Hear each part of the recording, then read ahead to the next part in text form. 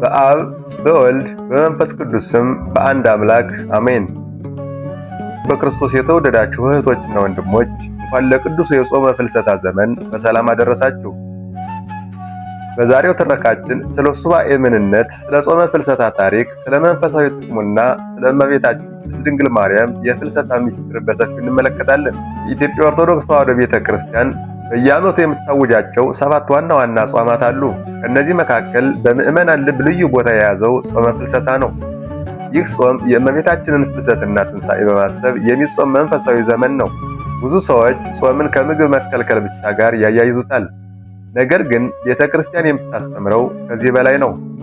እውነተኛ ጾም የሰውን ልብ የሚለውጥ፣ ከኃጢአት የሚያርቅ፣ ለጸሎት የሚያቀርብ፣ ለፍቅርና ለምሕረት የሚያነሳሳ መንፈሳዊ ጉዞ ነው። ሱባኤ የሚለው ቃል ሰብእ ከሚለው የግዕዝ ቃል የተገኘ ሲሆን 7 ማለት ነው። ከእሁድ እስከ ቅዳሜ ያሉት 7 ቀናት አንድ ሱባኤ ይባላሉ። ጾመ ፍልሰታ 14 ቀናት ስለሆነ 2 ሱባኤዎችን ይይዛል። ነገር ግን ሱባኤ ቁጥር ብቻ አይደለም፣ መንፈሳዊ ጉዞም ነው። በዚህ ጊዜ ሰው ከዓለማዊ ነገሮች ራሱን ለይቶ ወደ እግዚአብሔር ይቀርባል። ጸሎቱን ያበዛል፣ መጽሐፍ ቅዱስን ያነባል፣ ምሕረትን ያደርጋል፣ ትዕግስትንና ትሕትናን ይለማመዳል።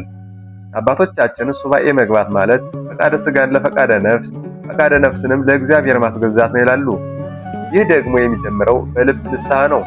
ስለዚህ ጾመ ፍልሰታ ሲጀመር እያንዳንዳችን ራሳችንን መመርመር ይገባናል።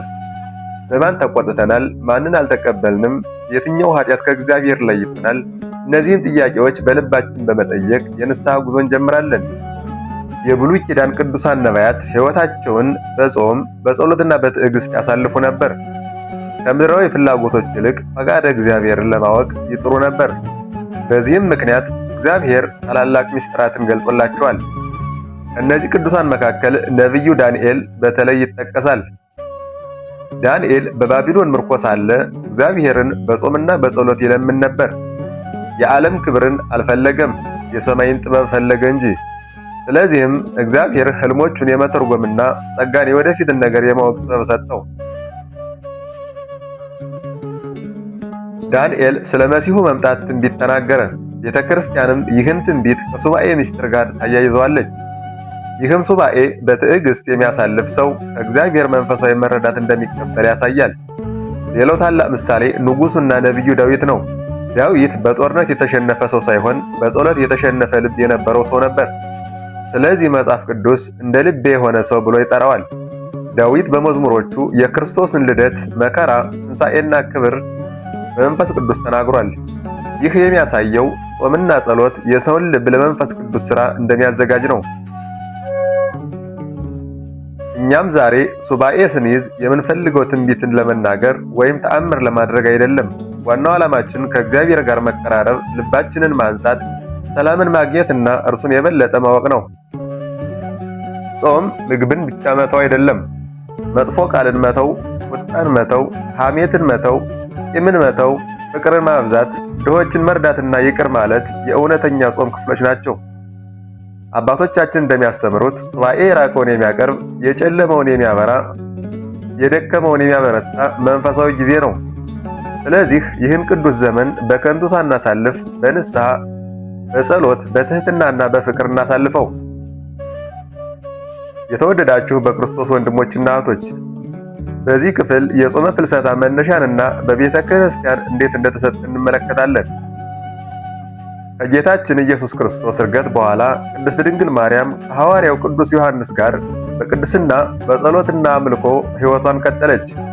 ለቤተ ክርስቲያን የማጽናኛ እናት፣ ለሐዋርያት የምክር ምንጭ ሆና ቆየች። የዕድሜዋ ዘመን በተፈጸመ ጊዜ እግዚአብሔር ወደ ዘላለማዊ ክብር ጠራት። ቤተ ክርስቲያን ይህንን ዕረፍት ብላ ታስታውሳለች። በቤተ ክርስቲያን ትውፊት መሠረት ቅዱሳን ሐዋርያት ከየአገራቸው በተአምር ተሰባስበው የእመቤታችንን ዕረፍት አክብረዋል። ከዚያም የከበረውን ሥጋዋን ወደ ጌቴሴማኒ ለመሸኘት ጀመሩ። በዚያን ጊዜ አይሁድ እንደገና በክፉ ሐሳብ ተነስተው የእመቤታችንን ሥጋ ለማቃጠልና ለማዋረድ ሞከሩ። ነገር ግን እግዚአብሔር የእናቱን ክብር ጠብቆ በተአምራቱ ከእነርሱ አዳናት። ከዚያ በኋላ ሐዋርያት የእመቤታችንን ሥጋ ለማግኘት በጸሎትና በልመና ከነሐሴ 1 እስከ 14 ድረስ 2 ሱባዔ ያዙ። ይህም ዛሬ በቤተ ክርስቲያን የምንጾመው የጾመ ፍልሰታ መሠረት መሆኑን ትውፊቱ ያስተምራል። ሱባዔውን በፍጹም እምነት በጸሎትና በትዕግስት ከፈጸሙ በኋላ በነሐሴ 14 የእመቤታችንን ቅዱስ ሥጋ ተቀብለው በጌቴሴማኒ ያሳረፉት። ከዚያም በሦስተኛው ቀን በነሐሴ 16 እመቤታችን በጌታ ፈቃድ ተነስታ ወደ ሰማያዊ ክብር አረገች ተብሎ በቤተ ክርስቲያን ትውፊት ይታሰባል። ስለዚህም ነሐሴ 16 የፍልሰቷ የደስታ በዓል ሆኖ ይከበራል። ይህ ታሪክ ለእኛ ታላቅ መንፈሳዊ ትምህርት ይሰጣል። ሐዋርያት ችግር በመጣባቸው ጊዜ ተስፋ አልቆረጡም፣ ወደ ጸሎት ገቡ። እኛም ዛሬ በቤተሰብ፣ በሥራ፣ በጤና ወይም በሌላ ፈተና ስንገኝ ወደ እግዚአብሔር በጸሎት መቅረብ መሆን አለበት። ጾመ ፍልሰታም የዚህ ትምህርት ሕያው ማስታወሻ ነው። ይህ ጾም የሐዋርያትን እምነት፣ ትዕግስትና ጸሎት እንድንከተል ይጠራናልና። በኢትዮጵያ ኦርቶዶክስ ተዋሕዶ ቤተ ክርስቲያን የጾመ ፍልሰታ ጾም ከተወደዱና በእጅጉ ከሚጠበቁ አጽዋማት አንዱ ነው። ይህ ጾም የተመሰረተው በቅድስት ድንግል ማርያም ፍልሰትና በሐዋርያት የሱባዔ ጸሎት ላይ ነው። የቤተ ክርስቲያን ትውፊት እንደሚያስተምረን እመቤታችን በ64 ዓመት ዕድሜዋ ከዚህ ዓለም በሰላም አረፈች። ቅዱሳን ሐዋርያትም ከየአህጉሩ በተአምራዊ ሁኔታ ተሰባስበው የተቀደሰውን ሥጋዋን ለመቅበር ተዘጋጁ። በዚያን ጊዜ ግን አይሁድ እንደቀደመው በጌታችን ላይ እንዳደረጉት ሁሉ በእመቤታችን ላይም ክፉ ሐሳብ አሰቡ። ሥጋዋን ለማቃጠል ሞከሩ። ነገር ግን እግዚአብሔር በተአምር ጠበቃት፣ ከእጃቸውም አዳናት። ከዚያም ሐዋርያት ከነሐሴ 1 እስከ 14 ድረስ በጸሎትና በጾም በሱባዔ ቆዩ። ይህም ዛሬ እኛ የምንጾመው የፍልሰታ ጾም መሠረቱ ሆነ። በ14ኛው ቀን በጌታ ፈቃድ የእመቤታችንን ቅዱስ ሥጋ ተቀብለው በጌቴሰማኒ በክብር ቀበሯት። በእመቤታችን ዕረፍት ጊዜ ሁሉም ሐዋርያት በተአምራዊ ሁኔታ ቢሰበሰቡም ቅዱስ ቶማስ ግን በህንድ ሀገር በወንጌል ስብከት ላይ ስለነበር በቀብሩ ላይ አልተገኘም። ከቀናት በኋላ ግን በእግዚአብሔር ፈቃድ ተመልሶ ሲመጣ እመቤታችን ወደ ሰማይ ስታርግ ተመለከታት። በዚያን ጊዜ በታላቅ ደስታም ሆነ በትህትና እመቤታችንን ሰገደላት። የቤተ ክርስቲያን ትውፊት እንደሚያስተምረን እመቤታችን ለምስክርነት የራሷን ሰበን ለቅዱስ ቶማስ ሰጠችው። ይህም ሌሎች ሐዋርያት የተፈጸመውን ተአምር እንዲያውቁ የተሰጠ ምልክት ነበር። ቅዱስ ቶማስም ወደ ኢየሩሳሌም በደረሰ ጊዜ ሐዋርያትን እመቤታችን ወዴት ናት ሲል ጠየቃቸው። እነርሱም ቀብረናታል ብለው መለሱለት። ነገር ግን ቶማስ ያየውን ስለሚያውቅ እመቤታችን ተነስታ አድርጋለች ብሎ መሰከረ። ከዚያም መቃብሩን ከፍተው በተመለከቱ ጊዜ የተቀደሰው ሥጋዋ በዚያ አልተገኘም። ቶማስም እመቤታችን የሰጠችውን ሰበን አሳያቸው። ይህም ለሁላችን የተፈጸመው ተአምር እውነት መሆኑን የሚያረጋግጥ ምስክር ሆነ። ከዚያም በኋላ ሐዋርያት የእመቤታችንን በረከት ተቀብለው ወደ የስብከት ሀገራቸው ሄዱ።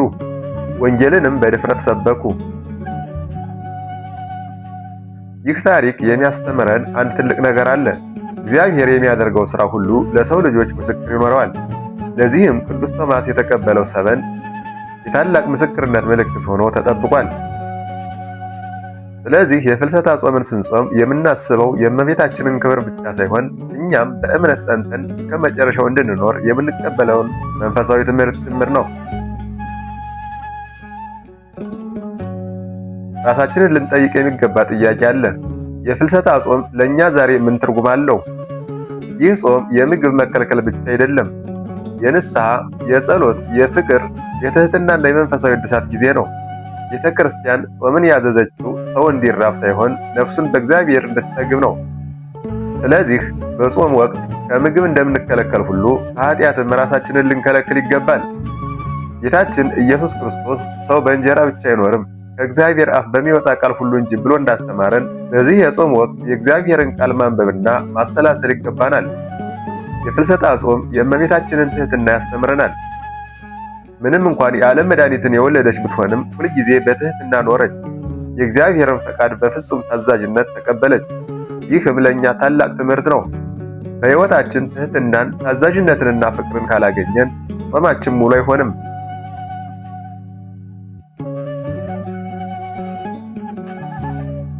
እንዲሁም ይህ ጾም የይቅርታ ጊዜ ነው። በልባችን ቂም፣ ጥላቻ ወይም ቁጣ ካለ በጸሎታችን ፊት ልንተወው ይገባል። ጌታ እንዳለው እናንተ ለሰዎች በደላቸውን ይቅር ብትሉ የሰማዩ አባታችሁም ይቅር ይላችኋል። በጾም ወቅት ለድሆች መርዳት፣ የታመሙትን መጠየቅ፣ የተቸገሩትን ማጽናናትና በተቻለ መጠን መስዋዕት ማድረግ የጾሙ አካል ነው። ስለዚህም የፍልሰታ ጾም የሕይወት ለውጥ የሚያመጣ መንፈሳዊ ጉዞ ነው። ይህን ጉዞ በትጋት ከተጓዝን ከእግዚአብሔር በረከትንና ሰላምን እንቀበላለን። እመቤታችን ቅድስት ድንግል ማርያም በጸሎት እንድትማልደን፣ በዚህም የተቀደሰ የጾም ወቅት በንስሐና በጸሎት በቅድስና እንድንኖር እግዚአብሔር ይርዳን።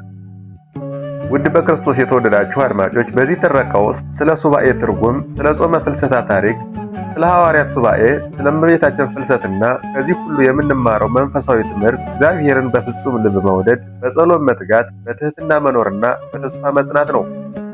ጾም የቤተ ክርስቲያን ሥርዓት ብቻ ሳይሆን የነፍስ ሕክምና ነው። ሰውነታችንን እንደምንንከባከብ ሁሉ ነፍሳችንም በጸሎት፣ በንስሐ፣ በምጽዋትና በቅዱስ ቃል ትጠነክራለች።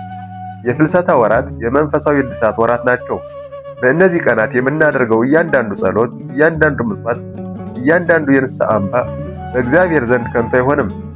እመቤታችን በትህትናዋ በቅድስናዋና በታዛዥነቷ ለሁላችንም አርአያ ናት። ስለዚህ እርሷን በመከተል ክርስቶስን እንከተላለን። ክርስቶስን በመከተል ወደ እግዚአብሔር መንግሥተ ሰማያት የሚወስደውን መንገድ እንጓዛለን። በዚህ የተቀደሰ የፍልሰታ ዘመን ሁላችንም ቂምን እንተው፣ ይቅር እንባባል፣ የተቸገሩትን እንርዳ፣ በቤተ ክርስቲያን አብዝተን እንገኝ፣ በቅዱሳት ምስጢራትም እንሳተፍ። ከሁሉ በላይ ደግሞ የጾማችን ፍሬ የሚሆነው የተለወጠ ልብ ነው። ጾሙ ሲያበቃ ወደ ቀድሞ ሕይወት ከተመለስን የጾሙን ዓላማ አላሳካንም።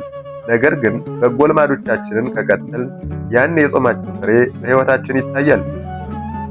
የእመቤታችን ቅድስት ድንግል ማርያም ጸሎትና ምልጃ ከሁላችን ጋር ይሁን። እግዚአብሔር የጾማችንን ድካም ይቀበል፣ ጸሎታችንን ይስማ፣ ንስሐችንን ይቀበል። በሰላም በጤና በፍቅርና በበረከት ያኑረን። የቅድስት ድንግል ማርያም መልጃ አይለየን። የጌታችን የኢየሱስ ክርስቶስ ጸጋ፣ የእግዚአብሔር አብ ፍቅር፣ የመንፈስ ቅዱስ ኅብረት ከሁላችን ጋር ለዘላለም ይሁን፣ አሜን።